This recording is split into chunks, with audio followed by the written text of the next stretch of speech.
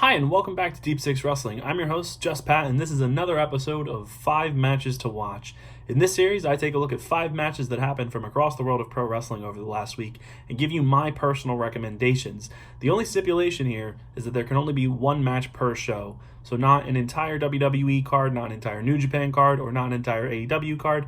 You get the point. So with that being said, be sure to subscribe to Deep Six Wrestling by hitting the subscribe button down below, leave a like on this video, and comment your favorite matches from the past week. Without further ado, let's get into the list.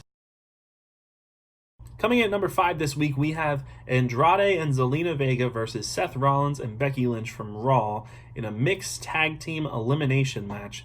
And let me get this, I'll just set the record straight right away.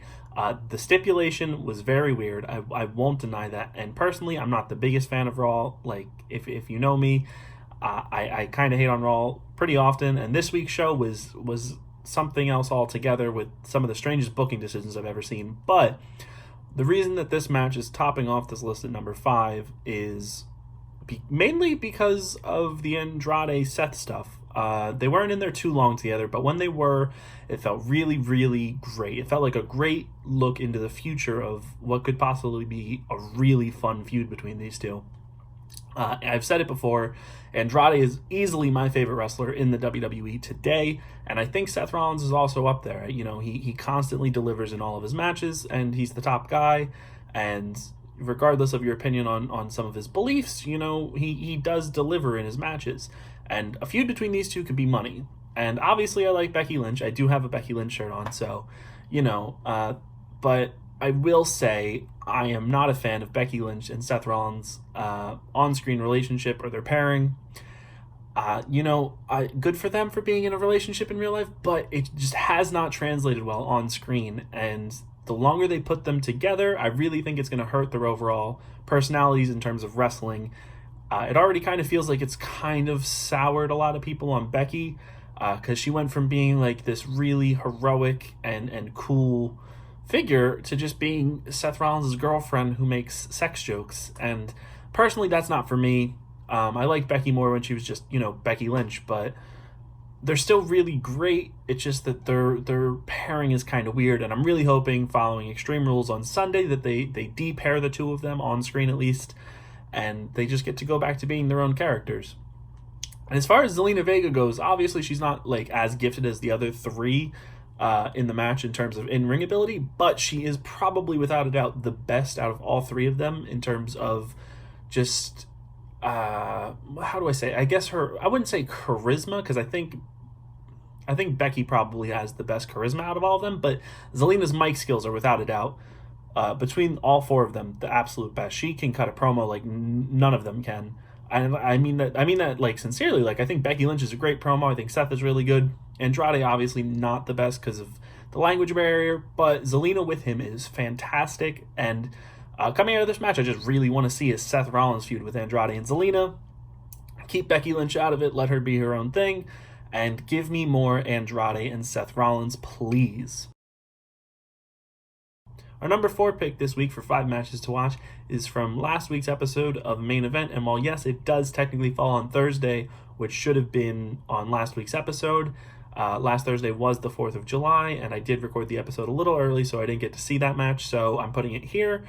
And it is Sarah Logan versus Dana Brooke from Main Event. And, I'm going to be honest, it's Main Event, and I don't really think many people watch this, so technically I would probably say this is probably, out of all 5 of the matches on this list, this is the most unseen of them. So if you're looking for something that like your friends haven't seen or anything, this is the match. And again, I know what you're probably saying, Main Event, nobody watches that, it doesn't matter. And for the most part, I would agree, but I am a big proponent of Sarah Logan, and I really think that this is a match that really showcased her, and thank God, because she deserves like the credit. She's such a good worker in the ring, and while she doesn't have the best like mic skills, I really think that if you gave her a manager or something, it would really help her make it as a single star. I think that she's very capable, especially compared to Dana Brooke. I like Dana Brooke, but seeing her in this match, she just came off as so, I don't want to say bad, but like in comparison to Sarah Logan, she did not look good. Like, her most impressive thing was doing a cartwheel off of the apron, compared to Sarah, who was hitting like legitimately cool moves. She had some really nice knee strikes. She had a gut buster that looked great. and she's not doing the Kentucky knee, like cartwheel knee for her finish anymore. It's now just a running knee strike to the back of the neck, and I was like, oh boy, okay, that looked like it hurt. Like that looked like a New Japan like knee strike, or even like on the indies. I can't really think of anybody. I guess like a Nakamura knee is the closest thing we have in WWE, or a Bryan one. But like, Sarah Logan looked really good here. She came off with an impressive victory over Dana Brooke, and the two had a nice like 10-minute match on main event. And so if you haven't seen it, definitely go out of your way. It's on Hulu now. I guess it'll be on the network next week. I don't really know how the delay works, but it's definitely a match to watch. I think that they're probably going to push Dana Brooke before they push Sarah Logan, which is a shame, but Dana connects with the crowd more. So it was nice to see both of them on Raw. Neither of them won matches, but it was nice to see Sarah Logan get a singles thing. The only thing I don't like is the fact that she's still coming out with the Riot Squad Titantron and theme music. Like, why? I'm assuming Liv Morgan might be debuting next week as Ember Moon's like surprise partner, and if she comes out with the Riot Squad like Titantron and theme song, I'm gonna be so confused. And I would rather her come out with that than come out with her NXT theme song, because that was just straight garbage. Like, I don't know. I really hope that they have some plans for giving Liv and Sarah new identities and not like new names, but like new characters and new music, new Titantrons. Like, I love the Riot Squad. I think that they were mishandled completely, and I hope the best for Ruby Riot when she comes back. But the other two, now that they're split, just, make them their own people and give them some new stuff, because they both deserve it. But yeah, if you haven't seen main event last week, definitely just go check out this match. It's like 10 minutes. Definitely worth your time. Some nice female action. And Sarah Logan comes out looking really, really good. So it gets an up from me. Number 3 this week is going to be Ariya Daivari versus Oney Lorcan in a no DQ match from 205 Live. And, I never thought Ariya Daivari, of all people, was going to make it onto one of these lists, but his performance this week was really good. I think this is probably one of his best showings in the entire history of the Cruiserweight division. And, I wouldn't say that's saying a lot, but it's Daivari, and he's had some decent matches. I really think he shines in these, like, gimmick matches from what I've seen. He's had a couple of them over the past, I guess, like 2-3 years now for 205 Live. And this was no exception. I thought he was really good here. Oney was obviously the star. This was a star-making performance here, connected with the crowd, got really over by the end of this match. And I'm assuming this has to be the end of this feud, and I think Oney goes on to bigger things, most likely him versus Drew Gulak following Extreme Rules.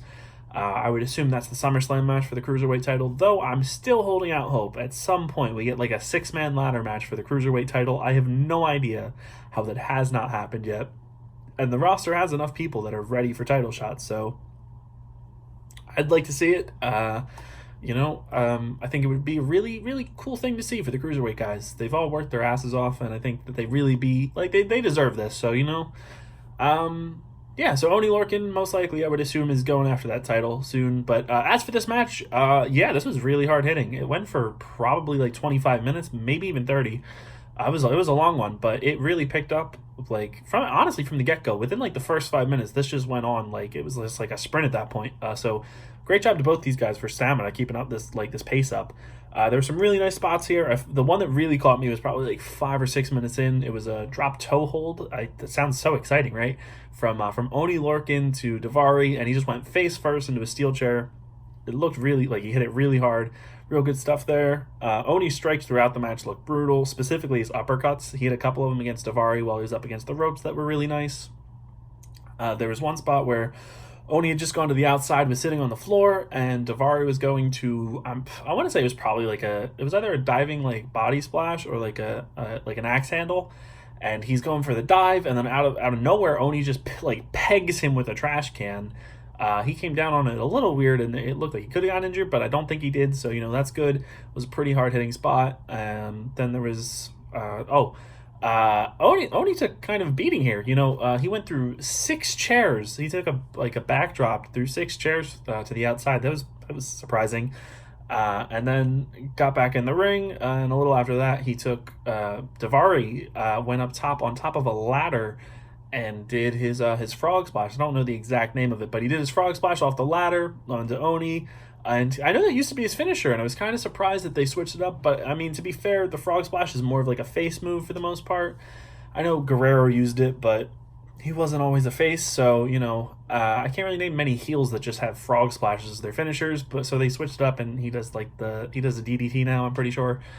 But so Oney kicks out of that, and then they went to the finish, and there were two tables, one of which looked very strange for a WWE table. I was sitting here watching it, and I was kind of confused. It looked really, I don't know, but just the texture of it looked kind of weird.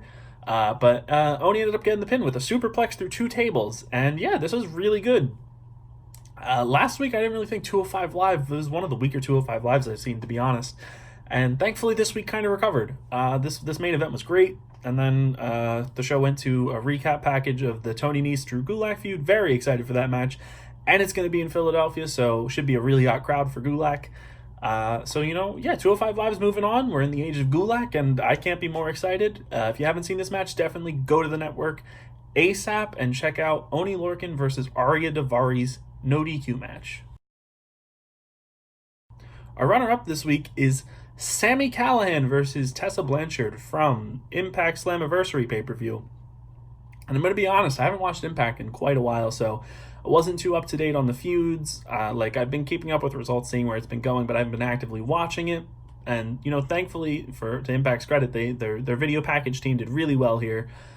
And it got me caught up to speed with this feud, as well as some of the other feuds. But the show as a whole was really good. I'll just say that real quick. If you haven't been watching Impact, like me, I think this is a great re-entry point. This show from top to bottom, I don't really think there was a bad match on it.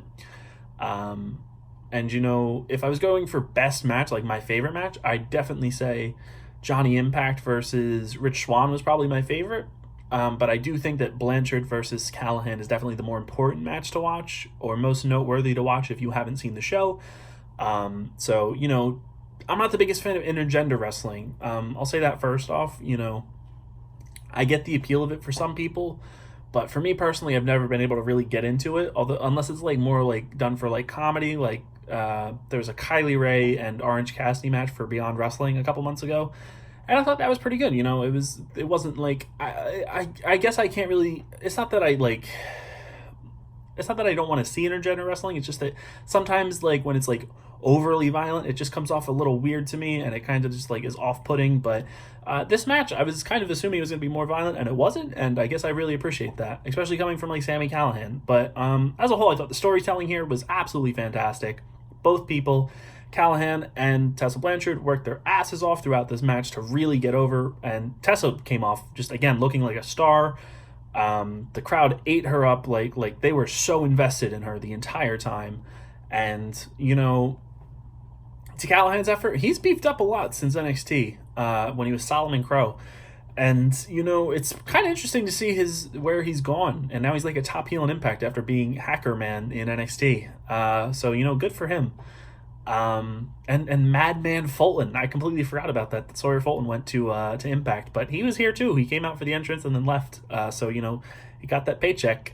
But this match was really good. I thought Blanchard specifically came out looking better, as I was more impressed with her.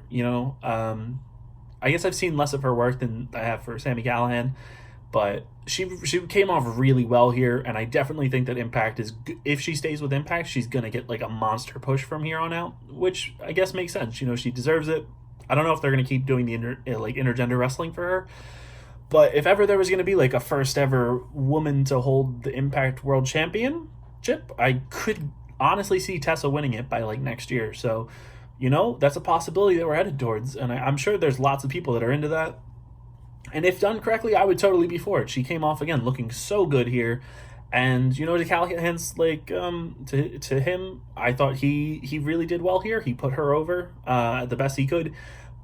But the one thing holding this match back for me is, again, this is pay-per-view and this is a really big match. So if you don't want the spoiler, just click away now, or skip to the next match for number one. But I'll leave the time below. So the ending to this match comes in kind of shocking fashion, to be honest. I really wasn't expecting this, but Sami Callihan beats Tessa Blanchard here. I was shocked. It just, this crowd, the audience just kind of died at this point. It wasn't like they were booing him relentlessly like this is a bad booking decision. They were just really, they felt confused. Like, you could feel the air get sucked out of the arena. And to me, I really think Tessa should have won here, but I'm not going to say this was the wrong decision because maybe there's more to the story that we haven't seen yet. So I'm willing to give Impact the benefit of the doubt here and see what they do in the fallout. But as a whole, I thought this match was really well done, really well worked by both people. They came out looking great, like stars. So if you haven't seen Impact Slammiversary pay-per-view, I highly recommend you go check it out. And if you can only check out one match, definitely check out Tessa Blanchard versus Sami Callihan. And then if you were going to do another one, Johnny Impact versus Rich Swann. But yeah, this was really good stuff. And finally, coming in at our coveted top prize for 5 matches of the week, we have Zack Sabre Jr. versus SANADA from night 1 of the G1 Climax. And these guys absolutely tore it down. This was my match of the night. It was really close between this and the surprise just banger that Will Ospreay and Lance Archer had. But, you know, this was really just it's so hard to just like talk about. Like, the wrestling on display here was fantastic from the get-go. From the second that ring bell hit, this was just awesome. Like, again, I'm not the biggest technical wrestling fan in the world, but these two just were so good together. Their chemistry just clicked in a way that nobody else did for the rest of the night. You know, I really have like just so much praise for both SANADA and Zack Sabre Jr. I wasn't really a fan of him in the Cruiserweight Classic, and then he came to New Japan, joined Suzuki Gun, and became a heel, and I was like, this is great, he's fantastic. So, you know, I've really caught on the Zack Sabre Jr. train. Long live Sabreism. And SANADA, I think, is definitely one of the future stars of New Japan. I, without a doubt, see him getting the IWGP Heavyweight Championship at some point. Don't really know when, but his time will come. I guarantee that. And, you know, this match, these guys, they're like I said, their chemistry just really clicked here. All of the ring work was really crisp, really just, like, it clicked. That's the best way to describe it. It clicked. The closing sequence of this was just beautifully executed with them out-rolling each other up. And, you know, Sabre came out looking like he's going to be pissed for the rest of the tournament. He attacked the ref. I'm pretty sure he put him in he put him in some type of hold. And so I'm looking forward to where this goes. If you haven't seen the G1 Climax ever before, this is definitely one of the better times to get into New Japan. Obviously, it can be a little overwhelming with the amount of wrestling there is, but you're getting so much quality content from this. Like, match after match is great, and obviously every match isn't going to be like match of the year candidate. Like, you're going to have some really kind of bad matches in terms of like bad luck Fale, just like either going for a DQ or beating somebody up with a chair, but those are there to give wrestlers a break week, or break day, I guess. So, you know, that's understandable. It's like a bye technically. So but you don't need to know stories really, and if you do, commentary really helps out with that. Kevin Kelly is normally fantastic with catching people up to date.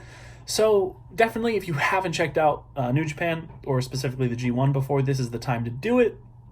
New Japan World is pretty cheap, and it's definitely worth checking out. So yeah, if you haven't checked out Night 1, definitely do that. And you can kind of skip through the undercard and watch a couple of the main card matches. Ospreay versus Lance Archer, Kenta versus Kota Ibushi, and probably, I guess you could say Okada Tanahashi. It's definitely not their best work. Definitely check out Zack Sabre Jr. versus SANADA. So far, best match of the tournament, and obviously we're only one night in. Comes back this Saturday, but, you know, this is a great start to the tournament, and I'm very excited to see where this goes. So, you know, hopefully Zack Sabre Jr. can bounce back. I have him doing pretty well in this tournament, so please, Zack, don't let me down. And yeah, that's our top spot this week. And with that being said, this is the end of the video this week. Thank you for joining me for another episode of 5 Matches to Watch. Be sure to subscribe to Deep Six Wrestling if you haven't done so already. I'm personally covering the entire G1 Climax over here on the channel, and we'll have a review following Extreme Rules on Sunday, so definitely be sure to subscribe for all of that. Be sure to comment down below any matches you thought were better than the ones I said, or that I should check out if I didn't mention them. Be sure to leave a like on the video, and also be sure to follow us over on Twitter. I'll have that below me right here in the video, as well as down in the description. And, you know, thanks for checking this out. Again, like I said, I'm really excited for the G1 coming up, and next week's video is on Thursday as normal, and it should be really interesting because there's a lot of wrestling this weekend and into next week. You have Friday is Impact, you have Saturday the G1, AEW Fight for the Fallen, the Evolve Anniversary show. Sunday there's another G1 show and Extreme Rules. Monday Raw, and there might be another G1 show. Tuesday SmackDown and 205 Live. Don't quote me. There might be another G1 show. And then Wednesday you have NXT and NXT UK. There could be another G1 show. And then Thursday, I don't know, but there might be another G1 show. So there's a lot of wrestling coming up. And this G1 Climax is going to be brutal, but I will be covering it as a whole on this YouTube channel, as well as live tweeting it whenever I get up to watch the show over on our Twitter. So again, be sure to follow us, be sure to subscribe for more content, and yeah, welcome to the Deep Six family. I'll see you next week, or if you're tuning in for any of our G1 content, I'll see you then. Until that time, peace. It was hot. It was hot. Roman, you just can't take the heat. I'm just too hot. They call me Mr. Fahrenheit.